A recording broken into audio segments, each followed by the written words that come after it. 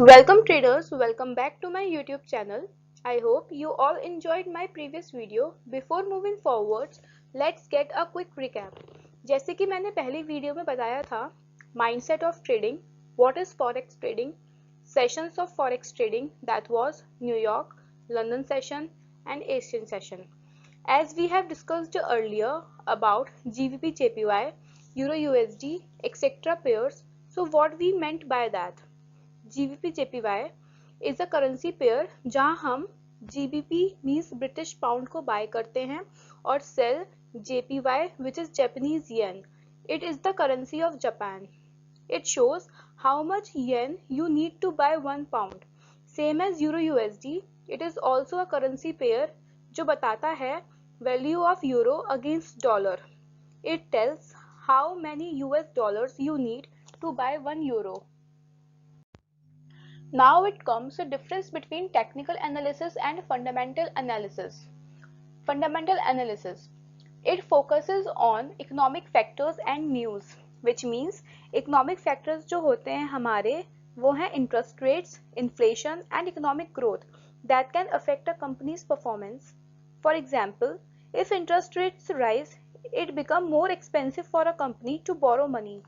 Next is fundamental analysis uses economic data, reports and company financials, which means जो fundamental analysis होते हैं वो दोनों चीज़ें यूज करते हैं, economic data report and companies financial, जिससे कि वो एक ओवरऑल पिक्चर ड्राइव कर सके कंपनी की कि उसकी वैल्यू क्या है. इकोनॉमिक डाटा रिपोर्ट्स बताती है कि क्या चीज़ें हैं जो हमारी कंपनी की परफॉर्मेंस को इम्पैक्ट कर सकती हैं. फॉर एग्जाम्पल, अगर हमारी इकोनॉमिक ग्रो कर रही है तो company might see increased demand for their products and services. Company के जो फाइनेंशियल्स हैं वो बताते हैं trading, profit and loss account. Trading account जो होता है वो बताता है कि हमारा ग्रॉस प्रॉफिट और ग्रॉस लॉस कितना हुआ. प्रॉफिट एंड लॉस अकाउंट जो है वो बताता है कि हमारा net profit and net loss कितना हुआ. Income statements, balance sheets. Balance sheet हमें बताती है कि हमारी कंपनी की कितनी एसेट्स हैं और कितनी लायबिलिटीज हैं. And cash flow statements which also tell us about the inflows and outflows of cash. ये सब चीज़ें देखकर investors can understand companies profitability, debt levels and कैसे कंपनी अपना कैश मैनेज कर रही है. Third point comes fundamental analysis has a longer term outlook. जो फंडामेंटल एनालिसिस होता है they look at financial health and its future potential. It focuses on long-term factors that will drive a company success. Now next come technical analysis. इसका जो first point है वो है it focuses on price charts and trading patterns. जो technical analysis होते हैं वो focus करते हैं प्राइस चार्ट्स और ट्रेडिंग पैटर्न. ट्रेडिंग पैटर्न हो गए जैसे double top, double bottom, triple top, triple bottom, supports, resistance. Second is technical analysis uses price charts, volume data and technical indicators. तो जो technical analysis होते हैं they look for patterns and charts to try and predict future price action. Technical indicators जो होते हैं वो हैं mathematical formulas होते हैं that are applied to price and volume data. ये हमें इसके थ्रू हमें पता चलता है कि जो हमारा प्राइस है या फिर हमारा ट्रेंड क्या चल रहा है. Next come technical analysis has a short term outlook. जैसे फंडामेंटल एनालिसिस क्या बताता है कि ट्री की रूट्स बताता है कि वो कितनी हेल्दी हैं. सेम एज टेक्निकल एनालिसिस बताता है कि जो लीव्स एंड ब्रांचेस हैं वो कैसे मूव करती हैं जब हवा चलती है. It's just an example, nothing else. Technical analyst are more interested in day to day और week to week movements than the longer term growth of the company. जैसे कि फंडामेंटल एनालिसिस होता है वो आपका लॉन्गर टर्म आउटलुक बताता है, same as जो टेक्निकल एनालिसिस होता है वो आपका शॉर्ट टर्म यानी कि जो रोजाने की चीजें हैं या फिर जो वीकली चीजें हैं वो बताता है. I hope you got it. Now comes types of trade. There are 4 types of trades, that is HIT, DIT, WIT, MIT. अगर हम इंट्राडे ट्रेडर हैं तो हमारा ट्रेड टाइप HIT होगा, which means hourly income trade, which lasts for few hours. For example, 11 AM पे trade by किया है तो विद इन फ्यू आवर्स हम उसे सेल कर सकते हैं। Next come swing trade. There are two options for swing trading, या तो आप DIT ट्रेड ले कर सकते हैं या फिर आप WIT ट्रेड कर सकते हैं। पहले हम DIT की बात करते हैं, विच मीन्स ऐसा ट्रेड जो फ्यू डेज तक चलेगा। एग्जाम्पल, ट्यूसडे को आपने ट्रेड बाय किया है तो वेडनेसडे, थर्सडे तक आप सेल कर दें, या फिर फ्राइडे तक भी आप सेल कर सकते हैं, क्योंकि ये कुछ दिन तक ही चल सकता है trade. Next is WIT trade, which is also termed as weekly income trade, जो कि कुछ वीक्स तक चलेगा। कि जैसे आपने इस वीक में ट्रेड बाय किया कोई भी, तो आप नेक्स्ट वीक या फिर उससे नेक्स्ट वीक आप सेल कर सकते हैं। Next come short trade, which is also known as MIT trade, monthly income trade. अगर किसी को शॉर्ट टर्म इन्वेस्टमेंट करना है तो MIT trade will be the best option for them. ये ट्रेड फ्यू मंथ्स तक चलती है। अगर मैं इंट्राडे की बात करूं तो इसमें आपको 2 से 3 घंटे देने पड़ेंगे। अगर मैं DIT की बात करूं तो इसमें आपको 2 से 3 दिन देने पड़ेंगे इन अ वीक। अगर मैं WIT ट्रेड की बात करूं तो इसमें आपको 3 घंटे एक दिन में देने पड़ेंगे in a week.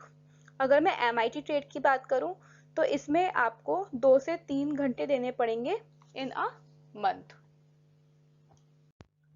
Now here comes reed candle, which is a very much important topic of this slide. इसमें आपको पता होना चाहिए कि कैंडल हमारा कब ओपन होती है, कब क्लोज होती है। There are two types of candle, that is a red one and a green one. पहले हम रेड कैंडल की बात करते हैं। जो हाईएस्ट पॉइंट होता है विक का, उसे हम हाई बोलते हैं, और जो लोएस्ट पार्ट होता है विक का, उसे हम लो बोलते हैं। जहाँ पे मैंने ओपन मार्क किया है वहां से हमारी कैंडल जो होती है वो बननी स्टार्ट होती है, और जहाँ पे मैंने क्लोज डिनोट किया है वहां पे हमारी कैंडल क्लोज होती है। जो बीच का पार्ट है उसे हम बॉडी ऑफ द कैंडल बोलते हैं। सेम एज हम ग्रीन कैंडल की बात करें तो इसमें भी जो हाईएस्ट पॉइंट होता है उसे हम हाई बोलते हैं, जो लोएस्ट पॉइंट होता है विक का उसे हम लो बोलते हैं। अच्छा, इन दोनों में जो डिफरेंस है वो ये है कि जो ग्रीन कैंडल होती है वो नीचे से ओपन होती है और ऊपर जाके क्लोज होती है, बट जो रेड कैंडल है वो ऊपर से ओपन होती है और नीचे जाके क्लोज होती है। और जो नीचे और ऊपर आप एक पतली सी स्टिक सी देख रहे हैं उसे हम विक बोलते हैं कैंडल की। Now comes Dow's theory. Charles Dow developed Dow's theory. Dow theory is a fundamental approach to technical analysis. This theory aims to help investors to identify market trends. ये जो theory है ये investors को help करती है कि हमारे market का trend क्या चल रहा है, which means हमारा जो market trend है वो up trend है, down trend है या फिर sideways है, and make informed investors decisions based on price patterns and volume. और ये investors को help करता है decision लेने में through price patterns and volume indicators. It focuses on long term trend, short term trends and minor trends. जो हमारे long term trends होते हैं ये आपको वीकली या फिर मंथली के चार्ट्स पे देखने को मिलेंगे। जो शॉर्ट टर्म ट्रेंड्स हैं you can identify them on 1 hour or 4 hour chart, and minor trends are also being identified in 15 minutes और 30 minutes chart. तो जो डाउस थ्योरी है इनका जो मेन एम था वो है फ्यूचर मार्केट ट्रेंड को प्रिडिक्ट करना by analysing the movement. It uses the relationship between price and volume to identify trends, reversals, potential support and resistance level. Now comes terminologies. First is pivot. Pivots are the turning points. These are of two types, high and low. जो pivots होते हैं ये एक turning point होता है जहां से price ऊपर जा रहा होता है या फिर प्राइस हमारा नीचे आ रहा होता है. जहां मैंने मार्क किया है pivot, आप देख रहे होगे वहां पे एरो की तरफ एक यू टर्न आ रहा है. V का, उल्टे V का जो मेन पॉइंट है उसे हम pivot बोलते हैं. सेम एज अगर आप दूसरी तरफ देखोगे जहाँ मैंने नीचे की तरफ पीवट मार्क कर रखा है, वो जो वी बनाने का जो बीच का पॉइंट है हम उसे पीवट बोलते हैं, क्योंकि ये एक टर्निंग पॉइंट है जहाँ से प्राइस हमारा ऊपर जा रहा है. It is a level where the price action tends to change direction. ये एक शिफ्ट हो सकता है from going up to going down और vice versa.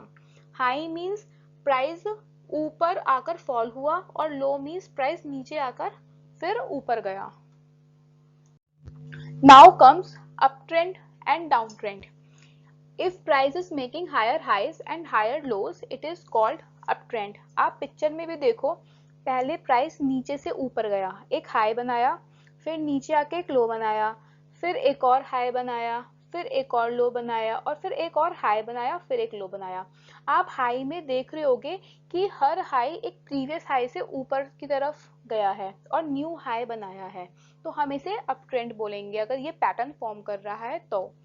Same as in down trend, price देखो पहले नीचे आ रहा है, एक लो बनाया, फिर एक ऊपर जाके हाई बनाया, फिर एक और लो बनाया जो कि प्रीवियस वाले लो से भी थोड़ा नीचे आया है प्राइस, फिर एक हल्का सा हाई बनाया, फिर नीचे आया और प्रीवियस लो को भी तोड़ के एक और न्यू लो बनाया. तो अगर प्राइस हमारा lower highs and lower lows बना रहा है तो हम उसे डाउन ट्रेंड बोलेंगे. Now comes retracement. Retracement refers to the pull back in the market. Pull back का मतलब होता है कि प्राइस थोड़ा सा नीचे आता है फिर अपने ट्रेंड को फॉलो करता है. एक रिट्रेसमेंट एक पॉज सा आ जाता है. It is the temporary pause in the opposite direction of the trend. मतलब कि आप मानिए एक ट्रेंड फॉलो हो रहा है, अप ट्रेंड हो रहा है, तो वो सीधा एक लाइन में फॉलो नहीं होगा, वो ऊपर जाएगा, नीचे होकर रिट्रेस करेगा, फिर ऊपर जाएगा, फिर रिट्रेस होगा, फिर ऊपर जाएगा, फिर रिट्रेस होगा. ऐसे करते करते वो अपना एक पैटर्न फॉर्म करता है, उसे ही हम अप ट्रेंड बोलते हैं.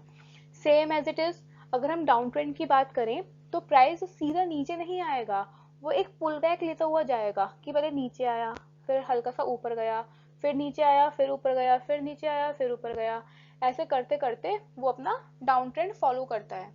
जो ट्रेडर्स होते हैं वो फिबोनाची भी यूज करते हैं एक रिट्रेसमेंट लेवल को मेजर करने के लिए.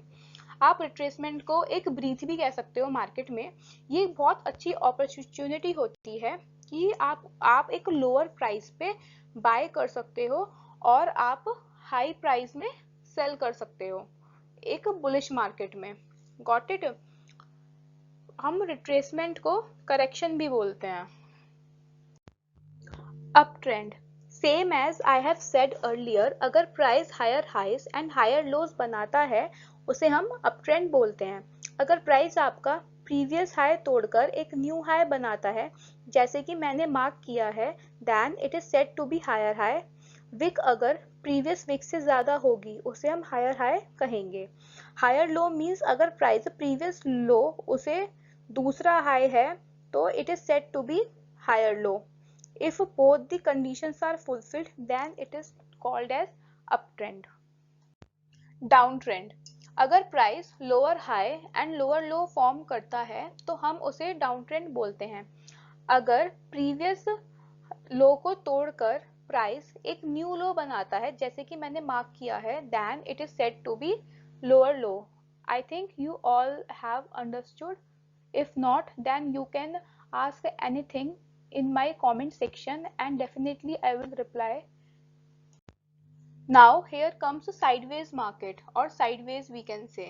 It means अगर प्राइस ना तो डाउन ट्रेंड बना रहा है ना अप ट्रेंड, कुछ नहीं बनाया, then it will be called as sideways.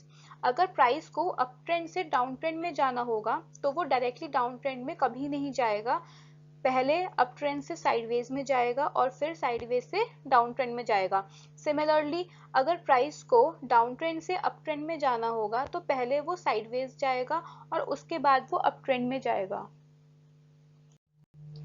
आप इस पिक्चर में देखिए, जैसे पहले प्राइस ने डाउन ट्रेंड फॉर्म किया, अब उसे डाउन ट्रेंड से अप ट्रेंड में जाना है तो पहले उसने साइडवेज फॉर्म किया और फिर वो अप ट्रेंड में गया. वो कभी भी अप ट्रेंड में डायरेक्टली नहीं जाएगा, बीच में वो साइडवेज में जाकर ही अपने आगे का ट्रेंड कंटिन्यू करेगा. Thank you so much guys. If you like this video, give it a thumbs up, and if you want to see more content like this, don't forget to subscribe to my channel and hit the bell icon for updates. Thanks for watching.